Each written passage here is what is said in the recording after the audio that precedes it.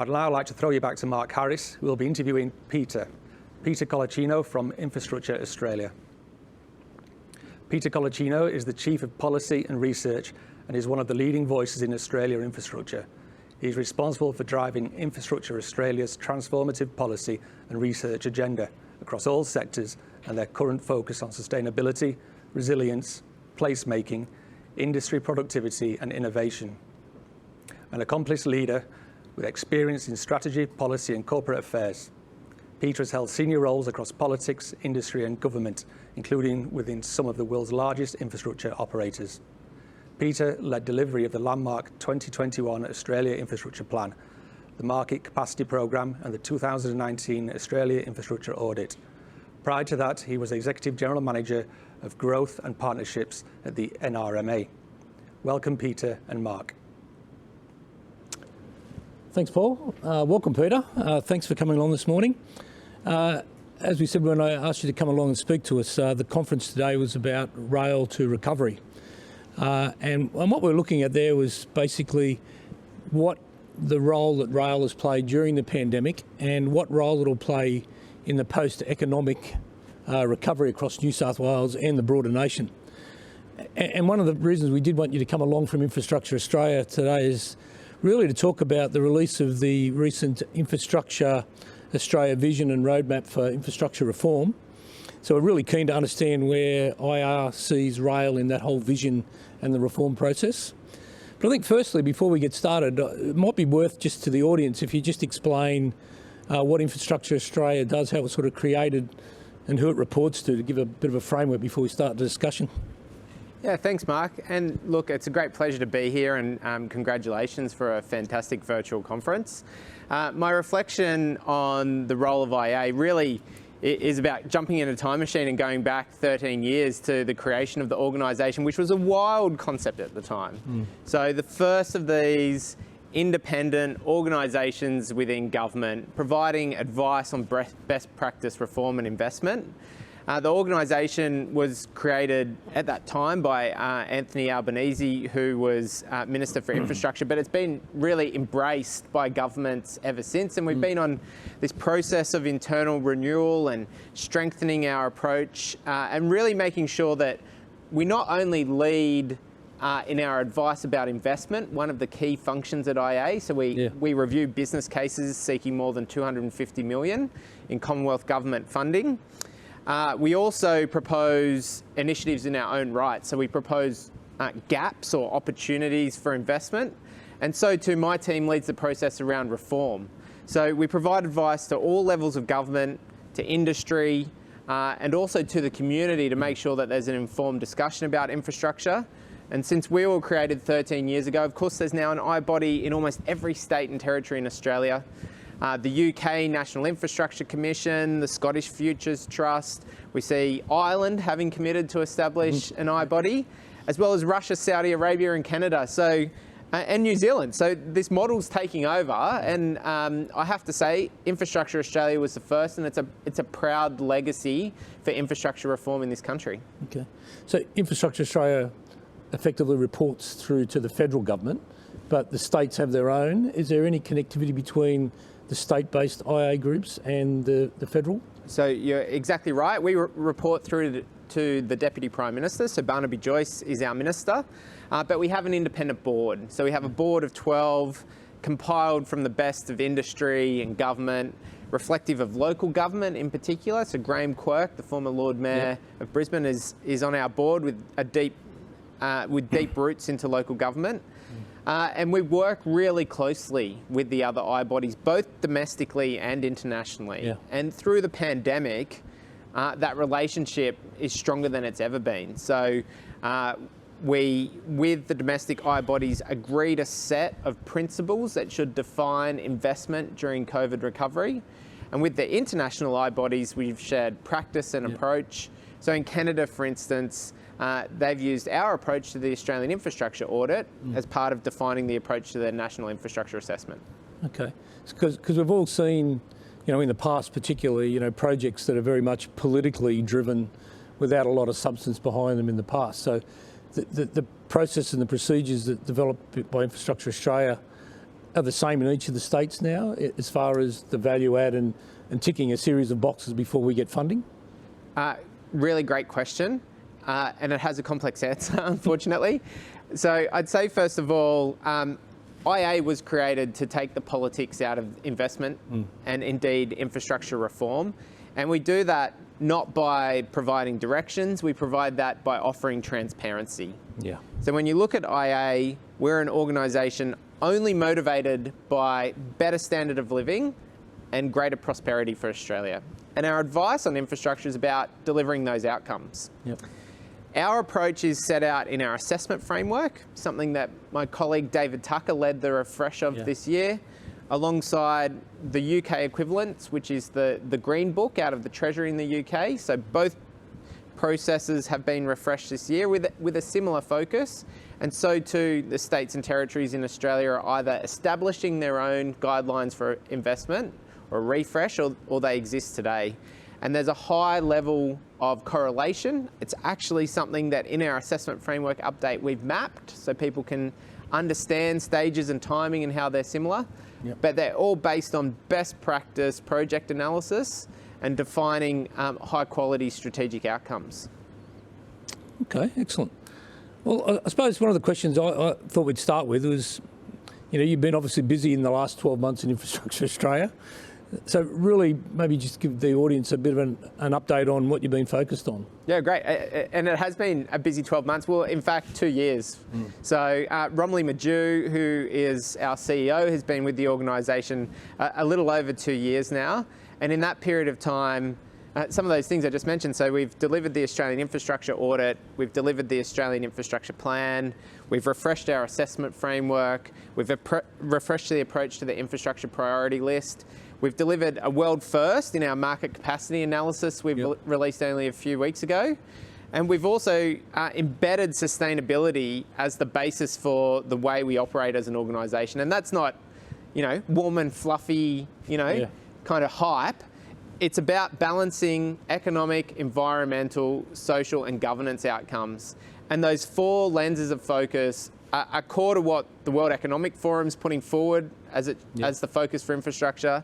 It's what the Infrastructure Sustainability Council are advocating for their approach. But most importantly, it delivers on the obligations in our Act. Yeah. So this approach that we've taken over the last few years is both to build a body of work that provides a vision for 15 years in Australia, to lift our game in terms of the work we're doing, put our money where our mouth is in terms of best practice analysis and advice, and make sure that's really well anchored in a balanced outcome for the community. And I have to say, for rail, that's critically important, because the discussion could be solely about economic efficiency.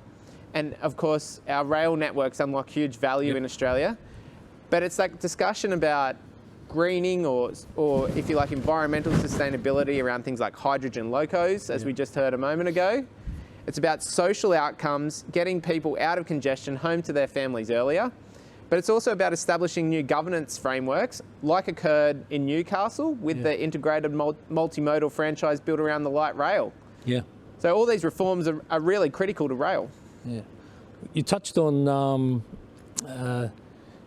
basically where we are with the resources and that. I'll come back to that later because I think it's an important question. One that I would look at it is, in the next 15 years, what do you see, ahead for rail? Is rail going to be dragging us out of this, post-pandemic thing where there's a lot of projects on the book? We've all seen the curve of the tsunami on its way that seems to just get pushed back for another couple of years. And so it's not only the money side of it, but it's also the resourcing. And we've seen, particularly during the pandemic, the not actually having those transient staff that come and go out of Australia being able to support us. So you can see that large curve coming in projects and the resource requirements dwindling across across every nation, not only transport. So keen to see what you think's still in store for rail with all the projects we've got. Yeah, so I mean, the core of that question is what next for rail? And I'd say there's a huge wave of investment, as you've reflected, coming into rail. So we've seen some of the largest rail projects and programs ever undertaken in Australia underway. Yeah, so we look at Metro and things, Yeah, precisely. Metro, Suburban Rail Loop, MetroNet, Cross River Rail, the multi-stage delivery of Gold Coast Light Rail.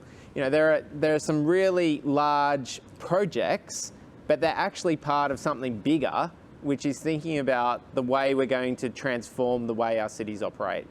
And, they're large projects for our urban centres, but that's not even reflecting on inland rail and the role that it's going to play in reshaping freight networks. Again, we've heard about that a moment ago. I mean, the competitiveness of inland rail in terms of time against vehicles on the road, the opportunity for double stack to move more freight at lower costs, all huge opportunities.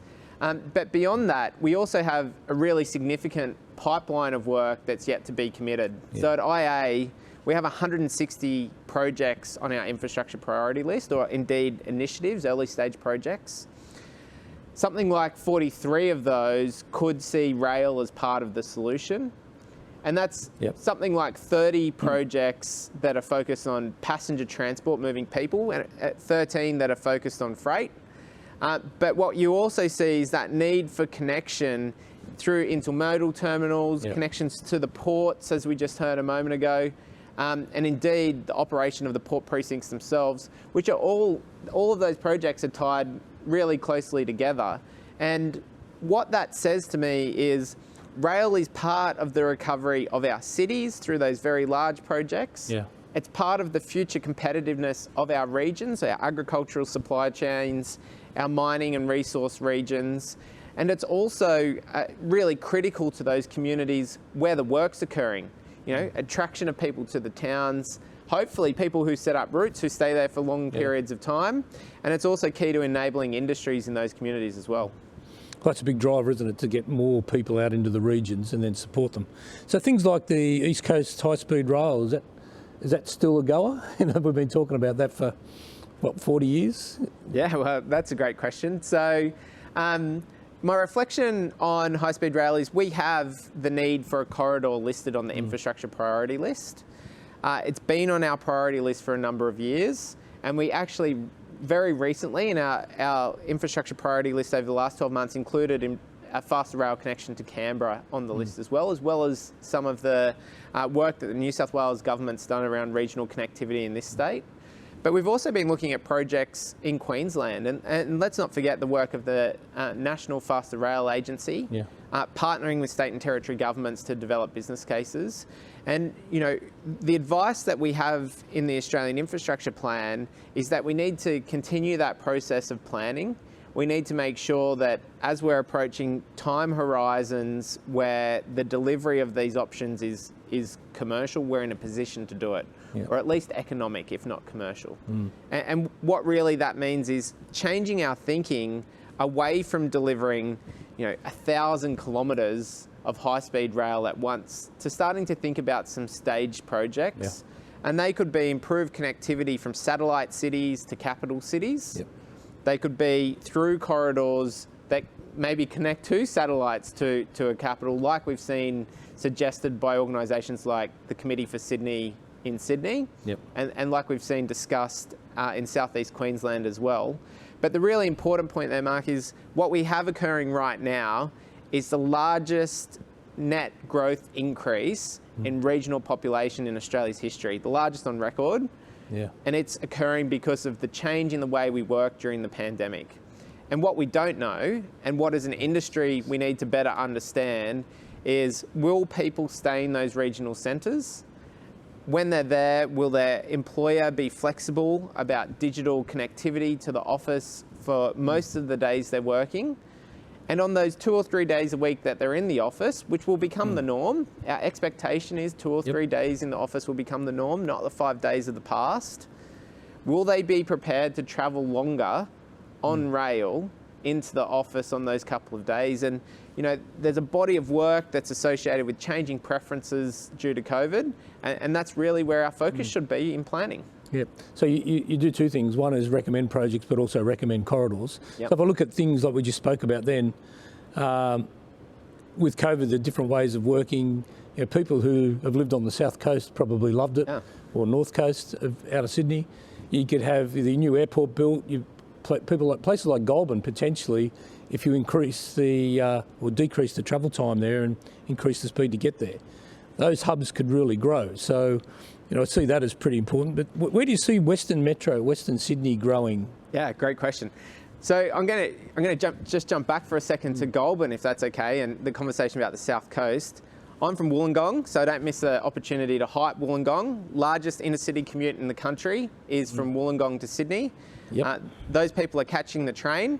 The train has speed limitations still on it from the waterfall disaster period. It has large sections of single track. It has short trains still running because of lack of platform length. And yet you still see that as a highly desirable commuter corridor in Australia. So we need to start to think about these corridors that are successful.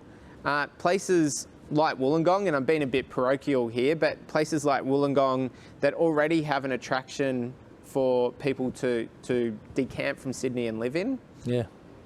Wollongong has large growth through West Dapto, another 40,000 houses, I think is the number that are going in. So there are opportunities for some of those established corridors to support growth.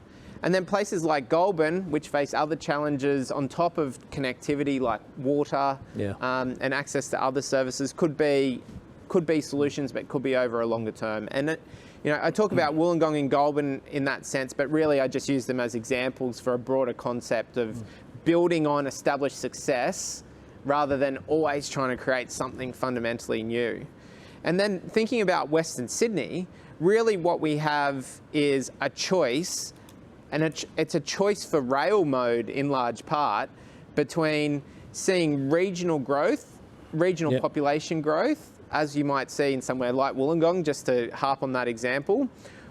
And with that, faster regional rail, as distinct to very fast rail or some equivalent. Gone through a few machinations. Yeah. I'm not picturing maglev, I'm picturing pendolinos, right? But you could have faster services, and you could actually just run the Waratahs at their operating capability, and that would be a great first step, right? But then thinking beyond that, Western Sydney is a suburban proposition. Really, it's a different land use planning choice from New South Wales government. And we are seeing that now. We're seeing Western Sydney prioritised through the 3-city model. We're seeing Parramatta prioritised, and of course West Metro will support that. And Greater West Metro, or the Airport Metro as it's become known, would support the third CBD that will grow around the Parkland City. So in thinking about that project, a project that we have, an initiative that we have listed on our priority list, but a project that we have not supported, we really need to make sure that the scope and the timing of the project matches with the ambition for growth. And most importantly, we need to not lose sight of the problem or the opportunity that we're trying to develop a response to. Drawing lines on maps, whether fast rail, metro rail, or something else is a hiding to nothing. We really need to make sure we have robust, well-established planning process that can ensure the solution, which might be rail or might even be a bus, can deliver a meaningful outcome for users. I think that was the important part when I read through the report, that where we looked at, you think that you build a railway like South West Railing, you build the railway, they will come type sort of scenario, where you're actually looking now more at, yes, that's the transport solution is one thing, but does it tick all the other boxes? Like you talked about Goulburn, for argument's sake. Water, how sustainable is it? So you're actually putting a number of challenges across all of the project sponsors to tick all the boxes, not just some of them. And for some of those projects, like the Western Airport or Malden Dumbarton, I think is another one you mentioned, they don't stack up. Do you want to explain? Is that the reason they're not getting over the line? Yeah, absolutely. So let's talk about let's talk about them both together, and I'll give some general reflections, which is to say, our role at IA is to make sure that we're achieving maximum value for the dollar invested. And the Productivity Commission and the Australian Treasury have observed that on average, $1 invested in infrastructure delivers a $4 return for the economy. But that doesn't mean that every dollar delivers that return. We need to make sure that the dollars that we are spending, the finite dollars that come from taxpayers, and for that matter, people who use our transport infrastructure, it could be a freight customer or it could be a passenger, but that they're getting value for money. And in doing that, we have our assessment framework to guide best practice approaches. We are broadening the assessment framework so that we can consider and comprehend a broader list of benefits. But in doing that, we also need to make sure we have a clear problem definition. We're analysing options around solutions to ensure that both the greatest value for money and the greatest public value solutions provided. We then need to make sure we have a strong investment case that has a procurement model that's both suited to market conditions and sorted to the project and matched to the project itself. And then finally, we need to learn from our past mistakes. Not every project in Australia has been a success. Yeah. And I'll tell you what, in transport infrastructure, 3 in 4 of the next projects we do will be over time and over budget. That's the global average. So we need to learn from those mistakes and not make them again. So this goes to those projects that we're seeing and we're not supporting. They could be over-scoped. They might have lost track of the problem they're trying to solve. The problem might be travel times, and the solution we get might be more trains. More trains isn't going to help if travel time's the problem. Exactly right. So you said there's many of those rail projects don't stack up then, so maybe expand a bit more on your perceptions of these shortcomings? Look, I really would hark back to those points I've made just a moment ago and really talk to the need to have a well-developed business case. Yeah. Okay. For that business case to consider a strong strategic case that's being tied back to the problem. Of course, to use, I guess, the best that our economics offer, but it's not a myopic view of seeing a BCR over 1. Yeah. You know, we need to think more broadly about the case around the country that we're trying to build and the role of projects in enabling that. There are many benefits that are hard to monetize. I mean, earlier this week, I spent some time with New South Wales Planning talking about the evolution of thinking about green space and how green and public spaces can be better embedded or the value of them can be better embedded in business cases. And when I hear about urban renewal projects that bring with them a rail solution like Central Station Precinct, which we just heard about earlier, if we're not able to value the benefits from the green space, that will have an implication for the Central Station business case as well. Yeah.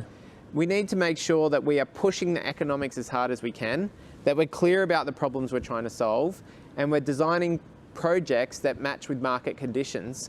And I'll tell you what, right now we see a very active major project market in Australia. We see a doubling to 52 billion of investment between now and 2023, and 80% of those dollars are in transport infrastructure. Yeah. So it's a very busy time in transport. So something like Central, does IA get involved in a planning process for that or an approval process? Good question. So our role is to both propose opportunities for investment. So we develop, if you like, early stage proposals. They're included on the priority list. What drove that originally? That approach? Yeah, no, it's Central. Like, was it driven by Infrastructure Australia or driven by government or? Well, the Central redevelopment, to my recollection, was driven quite heavily by Gladys Berejiklian when she was Minister for Transport. But it was something that was part of a broader conversation about using airspace above railways. Yes.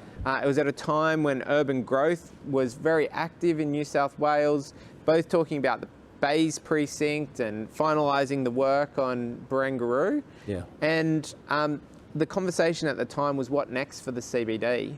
And I mean, Sydney CBD at the moment, I mean, we can see this looking out the windows, no less. It's got to go that way. But there's cranes along the front of Circular Quay. We expect to see more activity around the Circular Quay development. Again, something that New South Wales government's been prioritising for some time. But then, as you say, it's got to push back. Yeah. And we run into the Central Station Precinct, and I think the government has known that, you know, for several premiers now, and you know, thinking back a few years. But for us at IA, what we need to see is a well-established, well-thought-through business case. If the project is seeking Commonwealth funding, we see opportunity around the redevelopment of Central, particularly integration of different transport modes. And thinking of that precinct, like, as we've touched on before, some of the large global rail hubs and the way that they've been turned into an asset for the community and a true interchange, rather than what Central is now, which is a bit of the end of the road. Well, if we get back on track a little bit, I wanted to really talk about, again, how we've seen COVID impact or how have you seen it impact on the priorities for the sector. We're all sort of, will it get back to, what is COVID normal? And I was in a contract the other day, we were said, it's COVID normal. I don't know what COVID normal is, but someone's got to make an assessment of that as we start to invest in projects going forward. Absolutely. And look, the good news is we've had a stab at it. And I have to say, I don't have a crystal ball. So, I'm not confident that I can say that everything in our work will be perfect. But what I can say is, in December last year, we produced a bit of work, Infrastructure Beyond COVID-19, developed in partnership with LEK. We looked at a number of indicators, particularly lead indicators, to understand what was occurring in the Australian market. We looked at international experience, countries with different rates of recovery, and we looked at the macro factors that would determine demand for infrastructure, and then the implications for specific sectors. So it was through that work that we saw this large regional population growth. We looked at the work of the Centre for Population and the ABS, who largely use lag indicators. And what made ours a little bit more of a crystal ball was to use lead indicators like property searches, property acquisitions, whether people were renting or buying in regional places. And we came to the conclusion there'll be greater stickiness. People are likely to stay in the regions longer than some might have expected. And the implications for rail and transport in that sense are the greatest. The biggest impact that we're seeing on sectors is on commuters.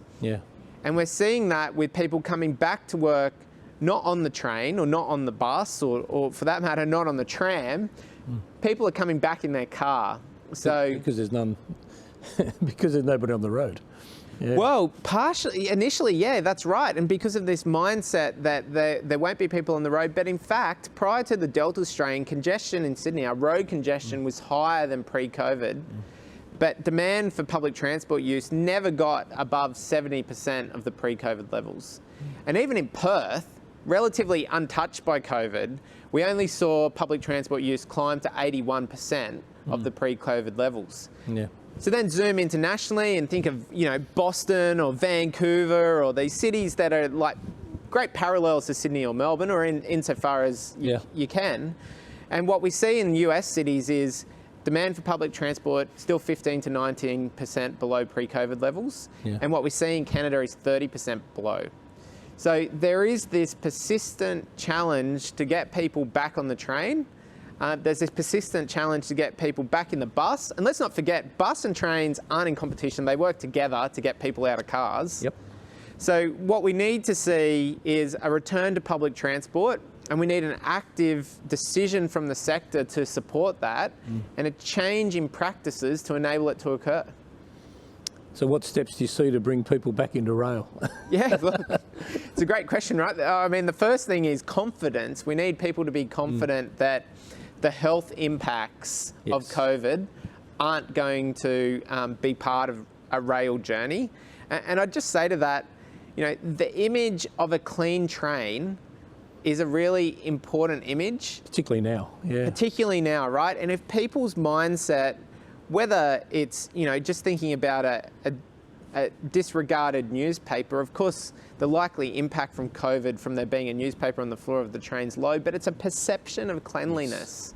So visible staff, cleaning, interacting with passengers moving onto the train, ensuring social distance, all of those things will be really critical to build confidence in the network. But we also see people's preferences changing and their requirements changing. So their preferences around digital service. So we've seen use of cash crash during COVID. People are paying online. People aren't going to the supermarket. They're ordering their groceries. So people are comfortable to use their phone for so many purposes that they weren't before. So I expect to see much greater engagement with on-demand services, with point-to-point transport, even greater engagement with Opal, which has been a resounding success for New South Wales government. We expect to see that grow, particularly in terms of journey planning. And those types of investments in digital services will bring people back because they'll be confident and capable about what service they're going to get. And they'll even be able to see the crowding on their train, right, which is going to be really critical for people's thinking. Well, Matt, the CEO from Sydney Trains, spoke about that this morning. I think that's going to be the step change that we will see post-COVID, that bringing that digital information to people so that they can check a train, do I get a train or do I get a bus that's empty, gets me to the same place at the same time. Whereas, if you're used to a certain form of transport, that's what you used to do. I think things have changed significantly around that. But platform crowding as well, right? Like, let's not forget, a journey doesn't start when you get on the rolling stock. It starts at your door. Yeah, when you So leave. you want to make sure that people have a safe and secure journey to the train station, and that means investment from public transport operators in active transport. When they arrive, you want to make sure they are comfortable and clean on the platform. That means making sure that staff and patrons wear masks. It means making sure that hand sanitizer is available. It might even mean, God forbid, making a mask available to passengers who might have left it at home. And that sort of flexibility and customer orientation is the future of public transport. Yeah. Consumer preferences have shifted. You can no longer get by just by sending a shiny silver box along a couple of steel tracks. What you need to do is think about the customer service experience. And right now, that means safe and healthy. It means digital and connected. Yeah. And it also means thinking about the change in practices, in behaviours, in office visitation, in when you see your friends, in dropping your kids at daycare, that has come with COVID normal. Yeah. So that's what COVID normal is. It's change, actually, and continuous change. Yeah. Just on another tact, important bit of information. You guys went through your first investigation into market capacity, I suppose. Yeah.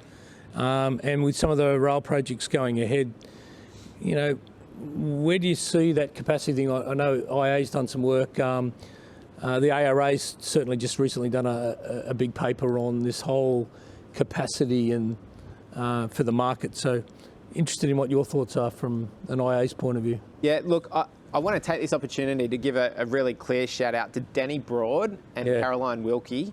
I would say the ARA's investment in thinking about workforce has really been a step change for the sector. My literal first conversation in infrastructure was about skill shortages for rail signalling engineers. So that was the first conversation I had, and I'm still talking about it now, right? I'm still talking 10 years about ago, it was a problem. Yeah, well, 20 years as it seems to me. So I think, the focus that ARA have brought is really critical. So congratulations and thanks to Danny and Carolyn. But that has led to the National Rail Action Plan.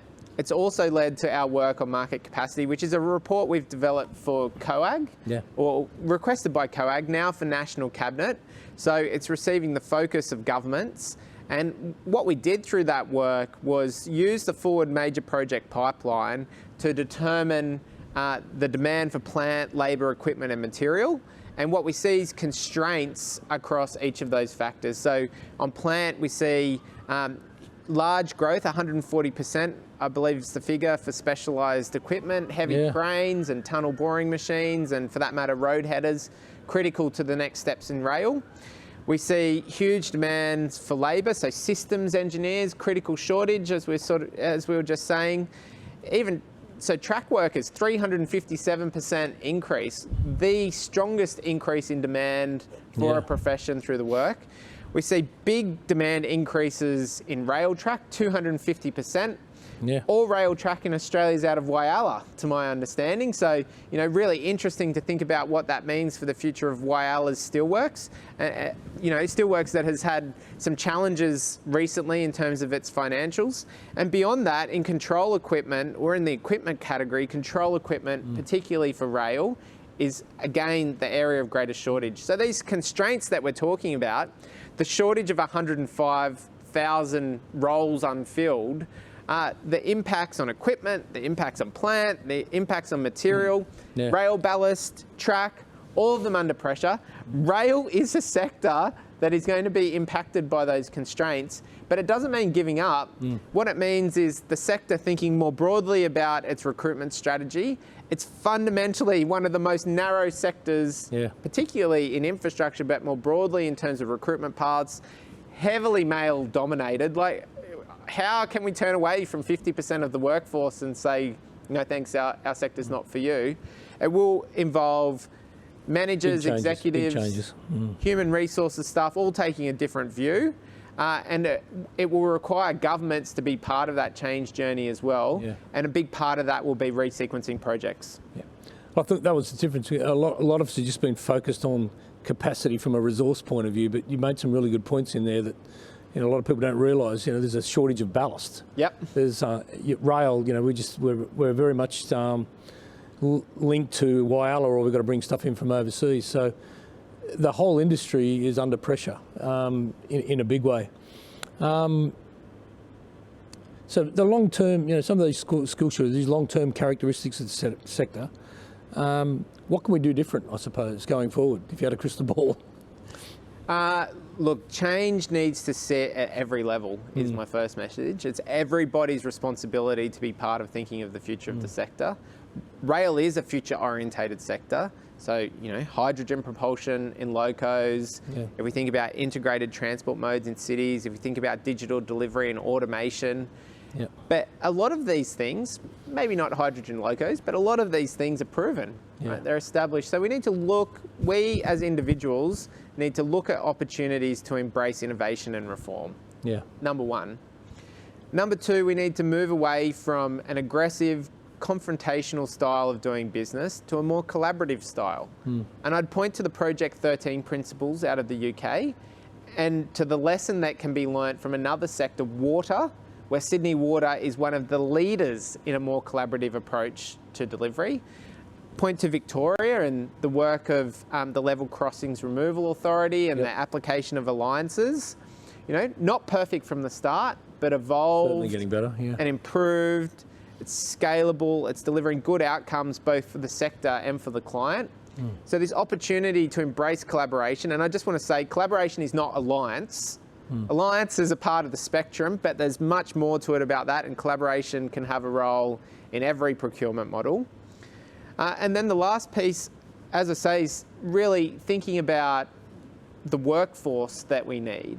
I really want to make that point to say, if we're thinking about contract models and delivery and collaboration, if we're thinking even further up the value chain to if you like innovation and new approaches, but it's about the people and the way we work, the people we attract to the sector. We have an ageing sector. People might not know, but the majority of project managers in Australia are going to retire in the next 15 years, and there's not a lot of new people going into project management. There's a few in this room. Well, we want to see greater gender diversity, and it doesn't mean seeing more women in typical roles. What it means is seeing more women across the workforce, and it means creating an environment where men, for instance, can spend time at home helping with the kids, so that the wife or the partner can enter the workforce in a different profession. It means thinking more broadly about the types of organisations we want to create. Well, I think COVID in some ways has actually helped that, because I was only speaking to a friend of mine who runs a restaurant the other day, and he said, I've spent the last 3 months at home with a 2-year-old child that I would never have got that opportunity before. So I think people are starting to challenge it. And I think as an industry, it's not only where we've got the traditional things, we've got to look across other industries where we can bring people into this industry, which we've done a lot over the last few years. But I'm just getting conscious of time. I think we're starting to run over time. I might just call it a day. Really nice to meet you, Peter, in person. We spoke a lot on the phone. Great presentation. Infrastructure Australia does do a lot of great work for the country and all the IAs in each of the states. So getting this priority list of projects, it'd be nice to think that there's a 1 to 100 list and we go from 1 to 100, but that's, from a government point of view, very hard, I think, to have all the states sort of agreeing what the priority list is. Maybe that's something that does have to happen. We've got to challenge that, because if you'd say that we've got a $52 billion increase in projects in the next 3 or 4 years, it might get to a stage where it's nearly impossible to actually support that. or support it properly. So I might, if I can, I might just finish it off there. So thanks, Peter. Thanks for your time.